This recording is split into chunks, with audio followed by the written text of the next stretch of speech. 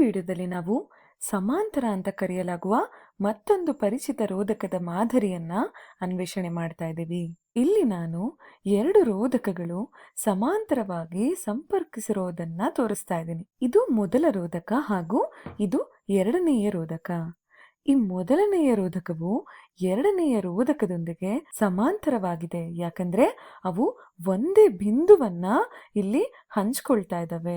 ಅವು ಒಂದೇ ಬಿಂದುವನ್ನ ಹಂಚ್ಕೊಳ್ತಾ ಇರೋದ್ರಿಂದ ಅವುಗಳ ಮೇಲಿರುವ ವಿಭವಾಂತರ ಕೂಡ ಒಂದೇ ಆಗಿರುತ್ತೆ. ಹಾಗೂ ಈ ಲಕ್ಷಣದಿಂದಾನೇ ಅವುಗಳನ್ನ ಸಮಾಂತರವಾಗಿ ಜೋಡಿಸಲ್ಪಡುವ ರೋಧಕಗಳು ಅಂತ ಕರೀತಾರೆ. ಹೀಗಾಗಿ ಎರಡು ಘಟಕಗಳು ಒಂದೇ ಬಿಂದುವನ್ನ ಹಂಚಿಕೊಂಡ್ರೆ ಅವುಗಳ ಮೇಲೆ ಒಂದೇ ವಿಭವಾಂತರ ಇದೆ ಅಂತ ಅರ್ಥ. ಅದಕ್ಕಾಗಿನೇ ಅವುಗಳನ್ನ ಸಮಾಂತರವಾಗಿ ಜೋಡಿಸಲ್ಪಡುವ ರೋಧಕಗಳು ಅಂತ ಕರೀತಾರೆ. ಒಟ್ಟಾರೆ ಹೇಳ್ಬೇಕಂದ್ರೆ ಮಂಡಲದ ಒಂದೇ ಬಿಂದುಗಳನ್ನ ರೋಧಕಗಳು ಸಂಪರ್ಕ ಮಾಡ್ತವೆ ಹಾಗೂ ಇದರಿಂದ ಅವು ಒಂದೇ ವಿಭವಾಂತರವನ್ನ ಹೊಂದಿರ್ತವೆ ಮತ್ತು ಇದರ ಒಟ್ಟು ವಿದ್ಯುತ್ ಪ್ರವಾಹವನ್ನ ರೋಧದ ಆಧಾರದ ಮೇಲೆ ಹಂಚ್ಕೊಳ್ತವೆ. ಈಗ ಇದರ ಇನ್ನು ಪ್ರಮುಖ ವಿವರಗಳನ್ನ ನೋಡ್ತಾ ಹೋಗೋಣ. ಮಂಡಲದಲ್ಲಿ ಬ್ಯಾಟರಿಯಿಂದ ಪ್ರತಿನಿಧಿಸಲ್ಪಟ್ಟಿರುವಂತಹ ವಿಭವಾಂತರವನ್ನ ನಾನು ವಿ ಅಂತ ಬರ್ಕೊಳ್ತಾ ಇದ್ದೀನಿ ಹಾಗೂ ವಿದ್ಯುತ್ ಪ್ರವಾಹವನ್ನ ಐ ಅಂತ ಗುರುತಿಸ್ತಾ ಇದ್ದೀನಿ. ಇನ್ನು ರೋಧಕಗಳನ್ನ ವಿಭಿನ್ನವಾಗಿ ಗುರುತಿಸೋದಕ್ಕೆ ನಾನು ಮೊದಲನೆಯ ರೋಧಕ್ಕೆ R1 ಅಂತ ಹಾಗೂ ಎರಡನೆಯ ರೋಧಕ್ಕೆ R2 ಅಂತ ಬರ್ಕೊಳ್ತಾ ಇದ್ದೀನಿ. ಈಗ ನೀವು ಗಮನಿಸ್ತಾ ಇದ್ದೀರಾ, ಎರಡೂ ರೋಧಕಗಳು ಸಮಾಂತರವಾಗಿ ಸಂಪರ್ಕಗೊಂಡಿದೆ ಅಲ್ವಾ? ಯಾಕಂದ್ರೆ ಎರಡು ರೋಧಕಗಳು ಒಂದೇ ಬಿಂದುಗಳನ್ನ ಹೊಂದಿವೆ. ಇದರಲ್ಲಿರುವಂತಹ ವಿದ್ಯುತ್ ಪ್ರವಾಹ ಈ ರೋಧಕಗಳು ಸೇರುವ ಬಿಂದುಗೆ ತಲುಪಿದಾಗ ಅದು ಎರಡು ವಿಭಿನ್ನ ಮಾರ್ಗಗಳಾಗಿ ವಿಭಜನೆ ಆಗ್ತಾ ಇದೆ. ಒಂದು ಭಾಗ R1 ಮೂಲಕ ಹರಿತಾ ಇದ್ರೆ ಇನ್ನೊಂದು ಭಾಗ R2 ಮೂಲಕ ಹರಿತಾ ಇದೆ. ಹಾಗಾಗಿ ನಾನೇನ್ ಮಾಡ್ತೀನಿ, R1 ಮೂಲಕ ಹರಿಯುವ ಪ್ರವಾಹಕ್ಕೆ I1 ಅಂತ ಹಾಗೂ R2 ಮೂಲಕ ಹರಿಯುವ ಪ್ರವಾಹವನ್ನ I2 ಅಂತ ಬರ್ಕೊಳ್ತಾ ಇದ್ದೀನಿ. ಯಾಕೆ ಈ ರೀತಿ ಬರ್ಕೊಂಡೆ ಅಂದ್ರೆ ಮಂಡಲದಲ್ಲಿ ಈ ಪ್ರವಾಹ ಹೇಗೆ ವರ್ತಿಸುತ್ತೆ ಅಂತ ಅರ್ಥ ಮಾಡ್ಕೊಳ್ಳೋದಕ್ಕೆ ಇದು ನಮಗೆ ಸಹಾಯ ಮಾಡುತ್ತೆ. ಈಗಾಗಲೇ ನಾನು ಹಿಂದಿನ ವಿಡಿಯೋದಲ್ಲೇ ಹೇಳಿದ್ದೆ ನಿಮಗೆ, ವಿದ್ಯುತ್ ಪ್ರವಾಹ ಯಾವುದೇ ರೋಧಕ್ಕೆ ಪ್ರವೇಶಿಸಿದ ನಂತರ ಇನ್ನೊಂದು ಬದಿಯಿಂದ ಅದು ಹೊರ ಬರಲೇಬೇಕು. ಇಲ್ಲದಿದ್ರೆ ಆವೇಶಗಳ ಸಂಗ್ರಹಣೆ ಆಗುತ್ತೆ. ಆದರೆ ಮಂಡಲಗಳಲ್ಲಿ ಇದು ಸಂಭವಿಸೋದಕ್ಕೆ ಸಾಧ್ಯ ಇಲ್ಲ. ಹಾಗಾಗಿ ವಿದ್ಯುತ್ ಪ್ರವಾಹ ರೋಧಕಕ್ಕೆ ಪ್ರವೇಶ ಮಾಡಿದ ನಂತರ ಮತ್ತೊಂದು ಬದಿಯಿಂದ ಅದು ಹೊರ ಬರಲೇಬೇಕು.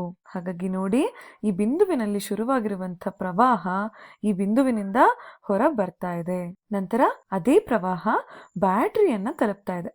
ಆಗ ಮಾತ್ರ ಮಂಡಲ ಸಂಪೂರ್ಣಗೊಳಿಸೋದಕ್ಕೆ ಸಾಧ್ಯ. ಹಾಗೆ ಇಲ್ಲಿ ಶಾಖೆಗಳಿದ್ರೂ ಕೂಡ ವಿದ್ಯುತ್ ಪ್ರವಾಹ ಆರಂಭದಲ್ಲಿ ಎಷ್ಟಿತ್ತೋ ಅಂತ್ಯಗೊಳ್ಳುವಾಗ ಕೂಡ ಅಷ್ಟೇ ಇರುತ್ತೆ.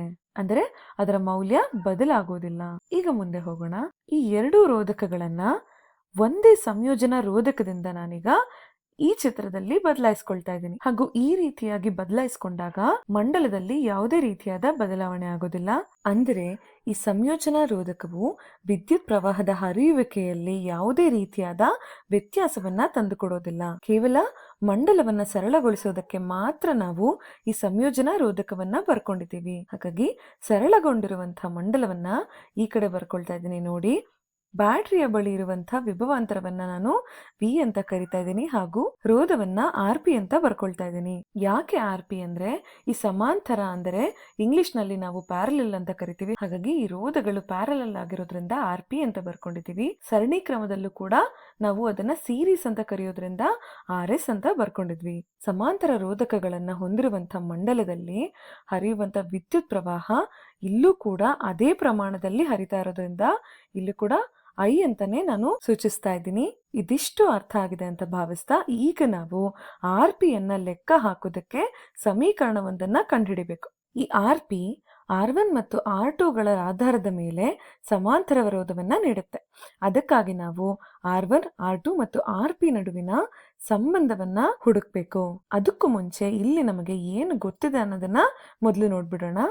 ಈ ಎರಡು ರೋಧಕಗಳ ಮೇಲೆ ಇರುವಂತಹ ವಿಭವಾಂತರ ಒಂದೇ ಅಂತ ನಮಗೆ ಗೊತ್ತಿದೆ ಹಾಗೂ ರೋಧದ ಮೇಲೆ ವಿಭಿನ್ನ ವಿದ್ಯುತ್ ಪ್ರವಾಹವನ್ನ ಕೂಡ ನಾವು ಬಳಸಬಹುದು ಮತ್ತು ಅವುಗಳ ರೋಧದ ಮೌಲ್ಯದ ಆಧಾರದ ಮೇಲೆ ವಿಭಿನ್ನ ವಿದ್ಯುತ್ ಪ್ರವಾಹವನ್ನ ಕೂಡ ಹೊಂದಿರುತ್ತೆ. ಅದರಿಂದ ಈ ಸಂದರ್ಭದಲ್ಲಿ ನಾವು ಓಂ ನಿಯಮವನ್ನ ಬಳಸ್ತೀವಿ.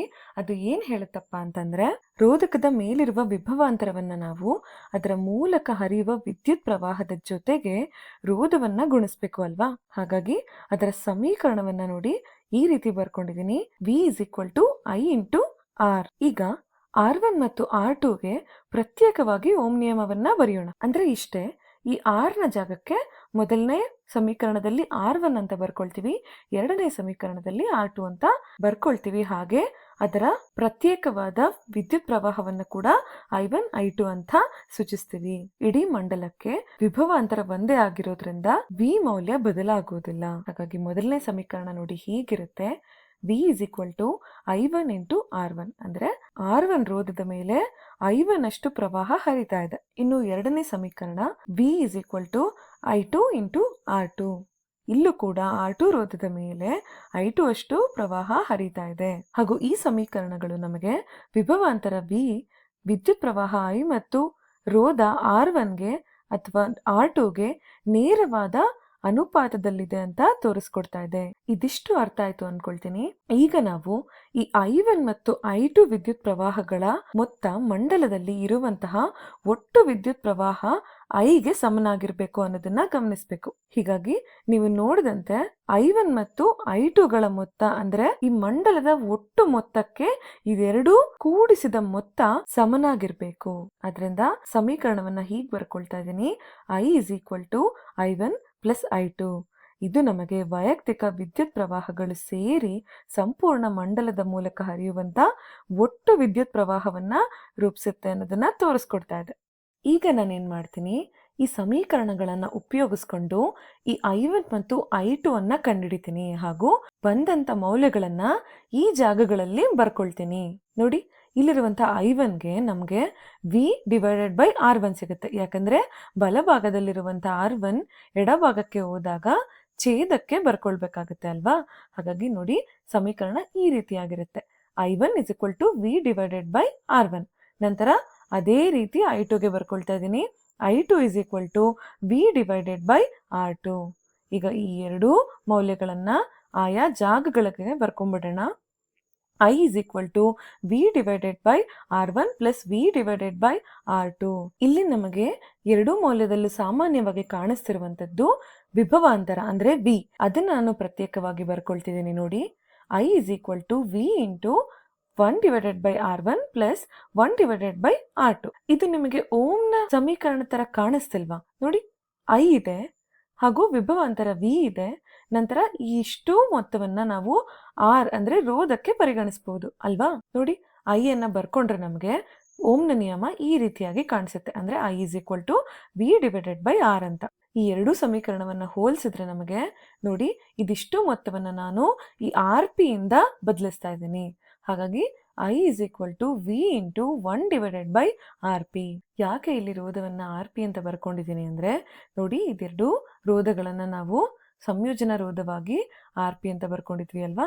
ಹಾಗಾಗಿ ಇಲ್ಲಿ RP ಅನ್ನ ನಾನು ಬರ್ಕೊಂಡಿದ್ದೀನಿ.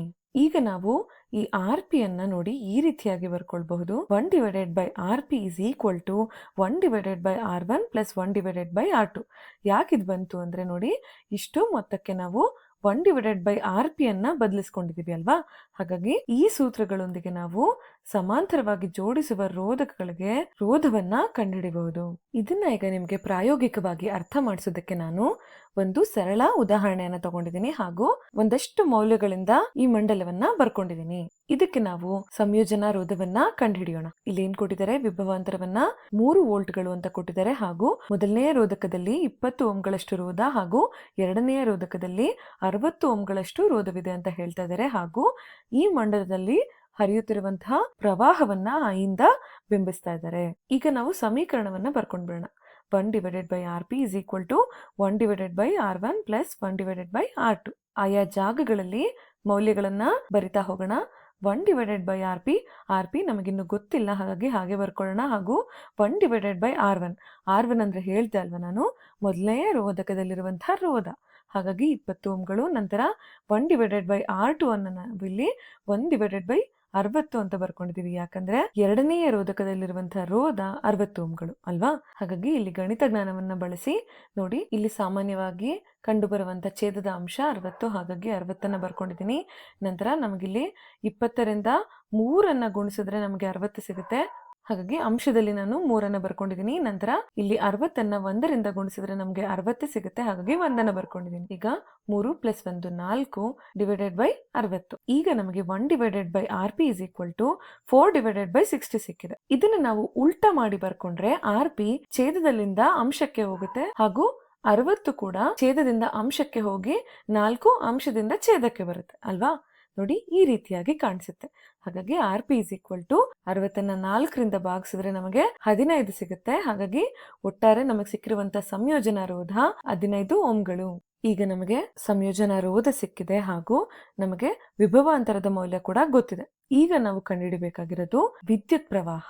ಹಾಗಾಗಿ ವಿದ್ಯುತ್ ಪ್ರವಾಹದ ಸೂತ್ರವನ್ನು ಬರ್ಕೊಳ್ತಾ ಇದ್ದೀನಿ. I = V/R. ಅಂದ್ರೆ ವಿಭವಾಂತರವನ್ನ ರೋಧದಿಂದ ಭಾಗಿಸಿದ್ರೆ ನಮಗೆ ಪ್ರವಾಹ ಸಿಗುತ್ತೆ.